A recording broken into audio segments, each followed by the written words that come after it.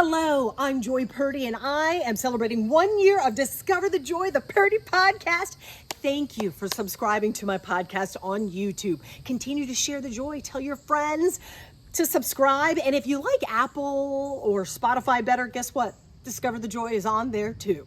If you have any ideas, somebody's story you feel needs to be championed, joys in somebody's lives you feel need to be shared, tell me about them. Go to joypurdy.com and send me a message.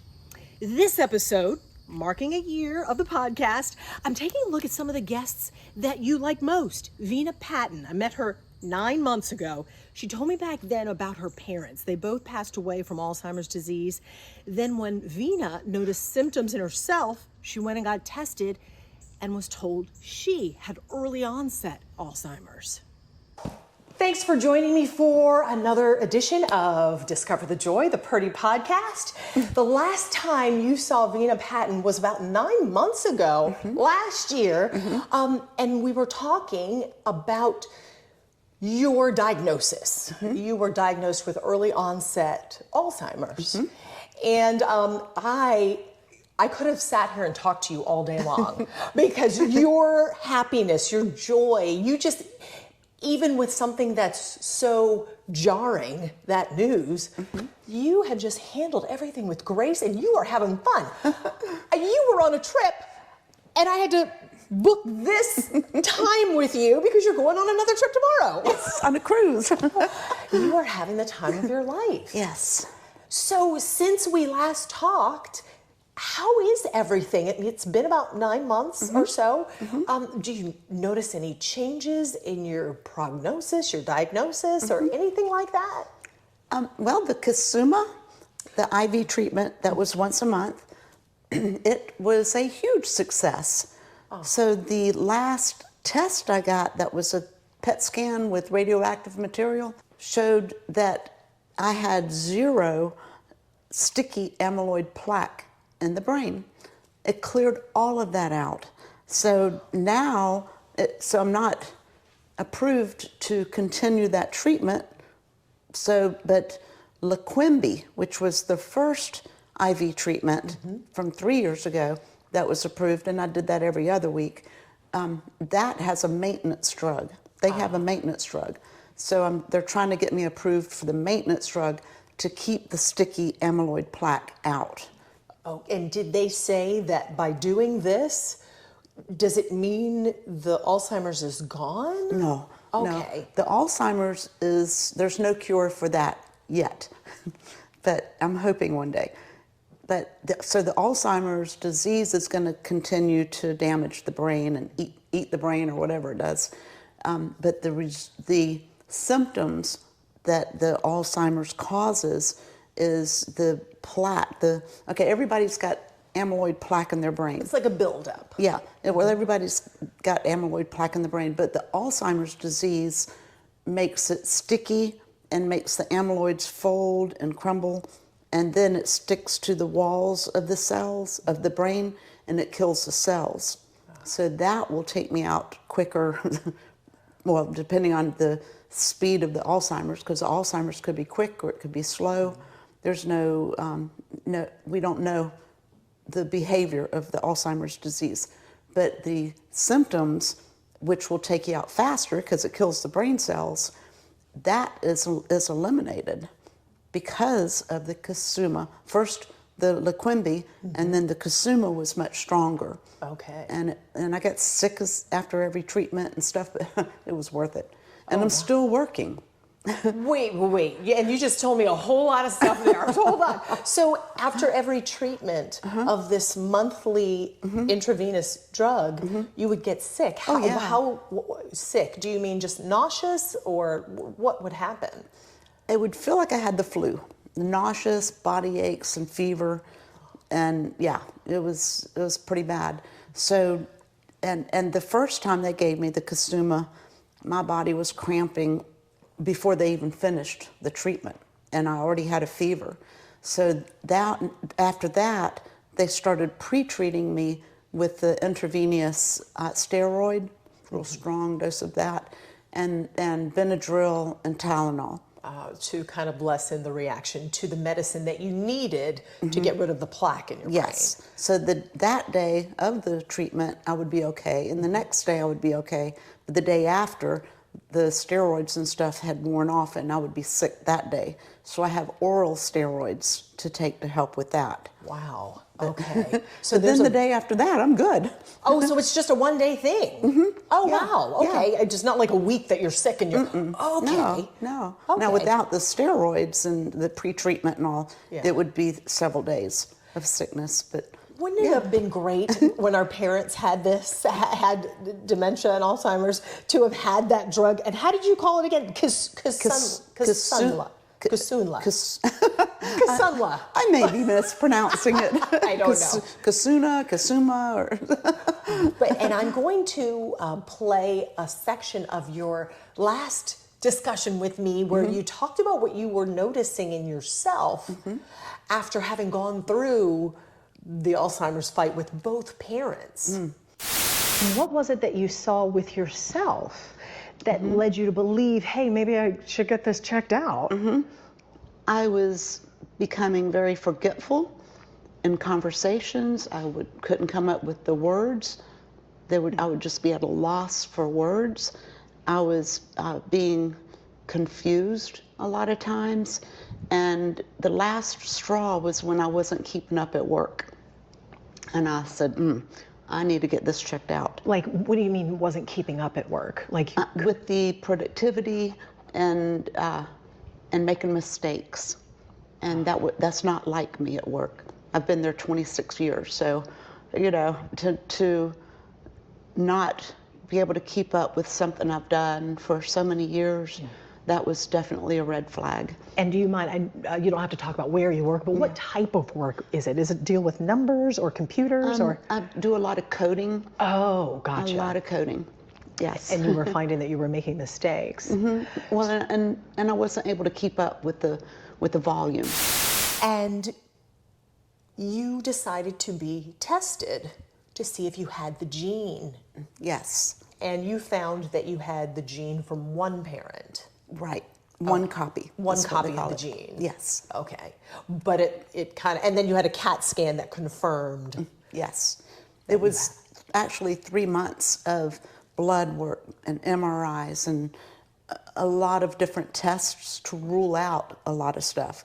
And the final test was the PET scan with radioactive material. They could do that, or they could do a spinal tap for the final test for the diagnosis. And you chose that one. Oh, yeah. Instead of the spinal tap. Yeah. Yeah. I don't blame you. Trying to light up like a Christmas tree. And I don't know what I was expecting to find when I came to see you again, but you seem the same to me. Like, you have not noticed any kind of major decline or anything. No. That's fantastic. Because of the Kasuma or whatever it is. However you say it. That is fantastic. Now, something else you told me the last time we talked, you said that you have how many sisters? 3. 3 sisters. You said that they didn't want to find out. Has that changed? No. But they don't have symptoms. Okay. And I was having a lot of symptoms. Okay. I almost lost my job. I wasn't keeping up. I couldn't remember how to do things. And that's what led me to get tested to begin with. And they're not having any symptoms. No. But regardless, they don't want to take the gene test. It's scary. Yeah, it is very scary. It's scary. But the trick is getting tested early enough where it's early onset Alzheimer's, so that the treatments like Kasuma and Leqembi and so forth, that can benefit. But if you wait too long to be tested, you don't qualify for that. It's like too late for that, for the treatments. You said you're still working. Are you working a different job? Are you still in? You're back to working with coding? Yes. That's yes. fantastic. And I'm doing very well at it. Now, I've taken 2.5 weeks off for a vacation, which is unusual. That's a long time, but it's a slow season, so I'm able to. And But that is I'm fantastic so grateful because for you it. were saying that you couldn't keep up. Not at all. And what a wonderful job to be able to come back to. Yes. That they welcomed you. Yeah. That is fantastic. And I had so many other questions, so Okay. many other things that you Okay. said. You also talked about the bucket list. You wanted to do all of these things because your symptoms are non-existent. Have you relaxed that bucket list? Oh no, you were just full steam ahead. Yes. You already zip lined over the alligator farm in Yep. St. Augustine. I remember that. But you wanted to visit every beach in Florida. I do. I haven't done that yet. Okay. So, but I went to Catty Shack. Oop, I just hit that, sorry. That's okay. I went to Catty Shack, and that was on the bucket list. And then to do a road trip, that wasn't on a bucket list, but when my daughter asked if I would go, I'm like, okay, that's now on my bucket list. And to drive all those hours, it's a 24-hour drive if you don't stop. Where did you go? Cheyenne, Wyoming. Oh, wow. So we drove from Georgia to Cheyenne, Wyoming. Had you not had this diagnosis, would you have just up and said, yep, you know what? Let's do it. I would have had more faith that I could do it. But I'm 65 years old now, and so and with a bum hip, I didn't think I could do it. But I did it, and it was amazing. It was so much fun. We visited my grandson that's in the Air Force, and went to Colorado and visited my granddaughter and her husband. I mean, we just really enjoyed it. And I rode back with my granddaughter in a car. And I visited some in-laws, and it was just fun. It was so much fun. And Monday, I'm going on a cruise. Oh my goodness, how fun. And you're going with your sisters? And where are you guys going? Bimini and Nassau. Oh my goodness. So, and it sounds like, just happy, happy, happy, happy. But are there days where, you kind of, the reality hits? Most definitely. Really? I seem to get tired more often. So I had a really nice hotel in Cheyenne, and I went to sleep early, where the kids stayed up later. So I can't stay up as late as I used to. And I don't know, I contribute a lot of that to the Alzheimer's, because at night I get more confused and we're just tired. Like my husband and I, we can't watch an action movie at night because I can't keep up with what's happening in the movie. It's just too much for me to, I get lost. So we watch dumbed down movies.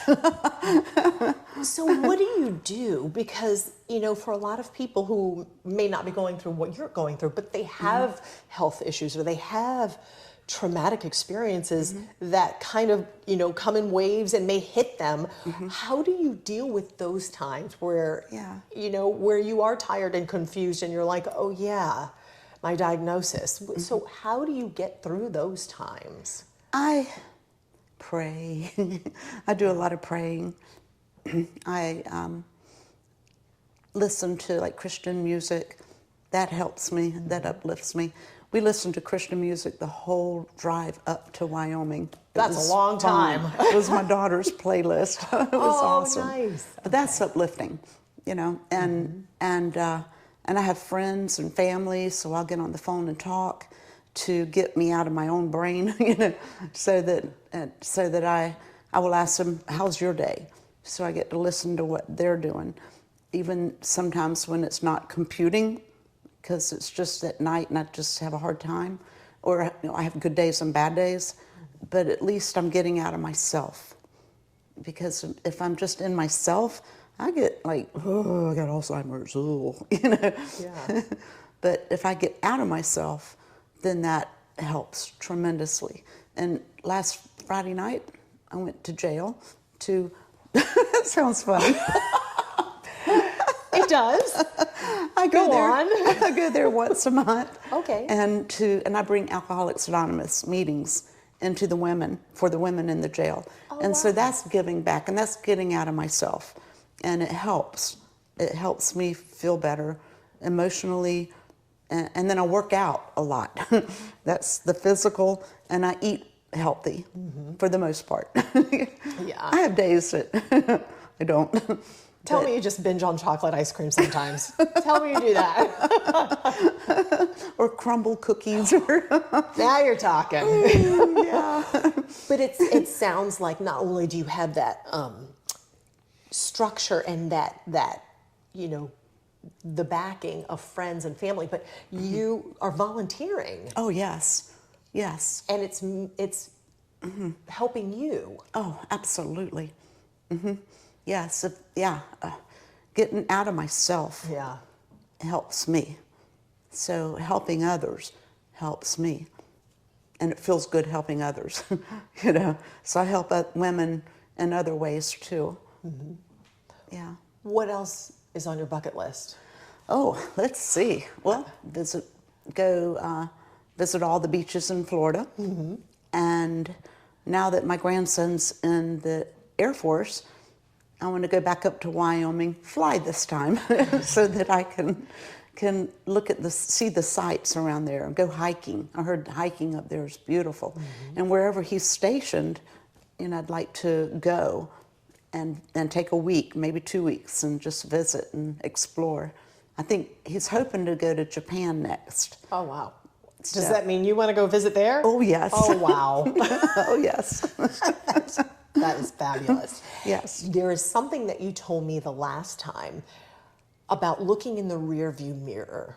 And I loved that analogy where you don't spend a lot of time, just like when you drive, you don't spend a lot of time staring at the rearview mirror because I'll crash. You're going to crash. Yeah. So you forge ahead. Yeah. And staying today, grounding is something that's important to me. And just staying in today. I mean, plan for tomorrow, but don't stay in yesterday.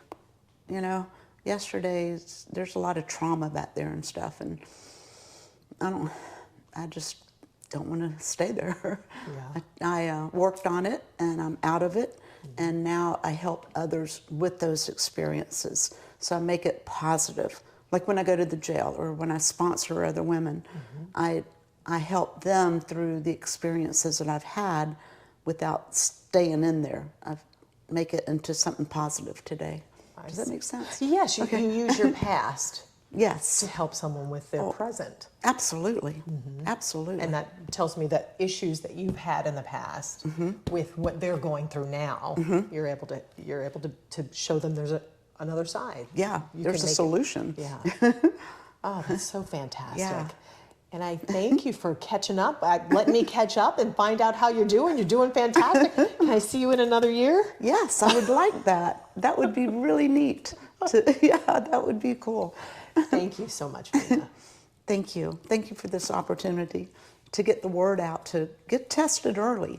If you have symptoms, it doesn't hurt to go get tested, because if you have early onset Alzheimer's, there's solutions, like staying in that solution. Yeah, it's scary though, scary to find out. It is, no doubt. But I'd rather find out now and have a clear brain than for my brain to get in worse condition, and then there would not be this help that's available to me today. Yeah. Thank you so much. Thank you.